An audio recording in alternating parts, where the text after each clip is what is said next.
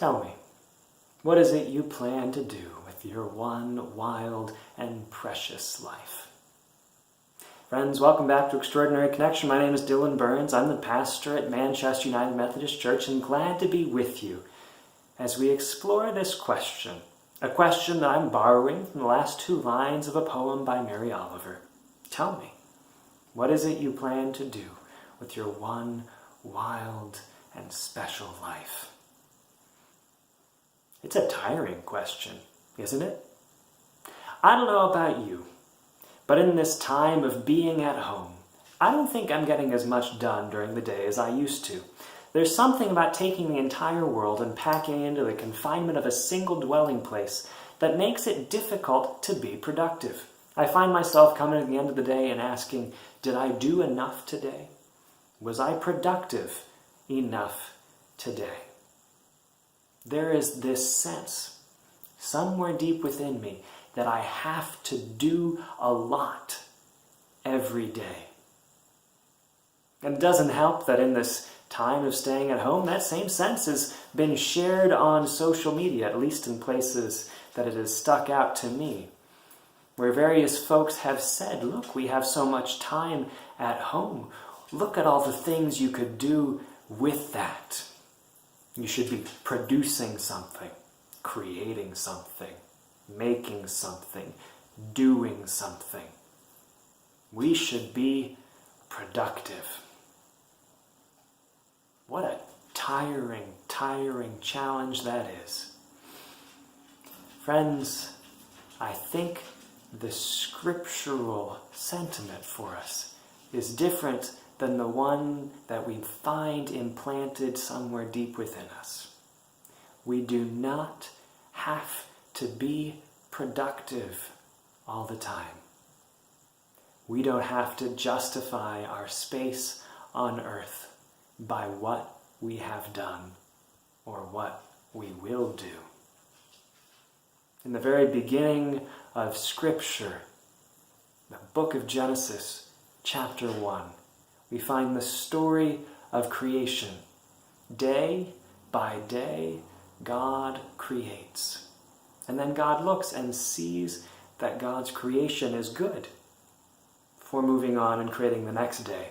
For 6 days, God creates all manner of things. All plant life, all sea life, all of the birds of the sky, all of the animals that run around all of the different types of landscapes we see. All of humanity. In 6 days. And then Scripture tells us about the seventh day. Find it in chapter 2. I'm going to read just a single verse. Genesis chapter 2, verse 2. On the 6th day, God completed all the work that he had done. And on the 7th day, God rested from all the work that he had done. There is a rhythm to God's act of creation. Work for a period of time and rest. It's a rhythm that God gave to creation, that the Israelites strove to follow, that Jesus strove to follow, that all of us would do well to follow.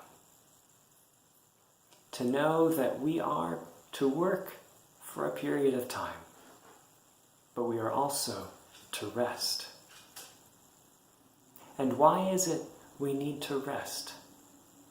Except to remember that God created the world and rested, and we're not doing anything nearly to that scale.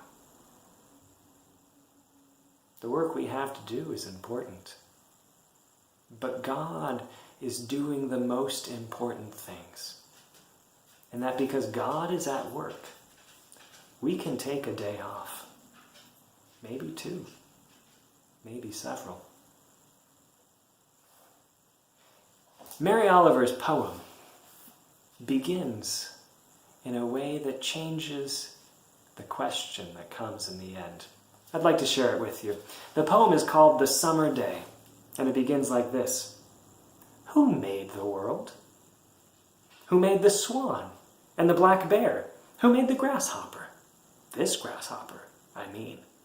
And then she goes on and describes the grasshopper that she is holding before saying this.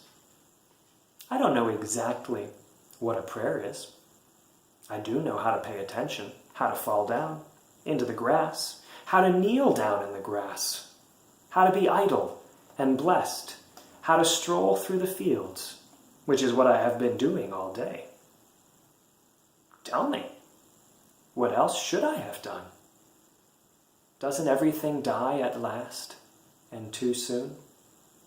Tell me, what is it you plan to do with your one wild and precious life?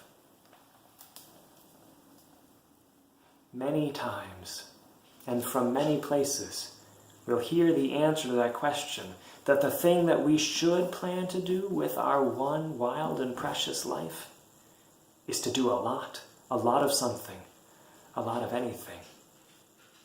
I wonder if perhaps Mary Oliver had a sense of the answer God would place in us. That with our one life, we might spend time in prayer. We might spend time resting and walking, dreaming, loving, dancing, living.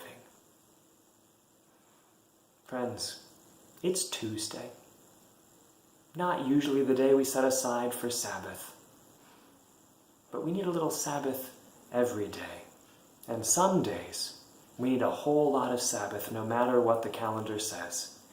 If today you need to stop and breathe for a moment, to remember that God created the world, so we can take a day off, take that moment.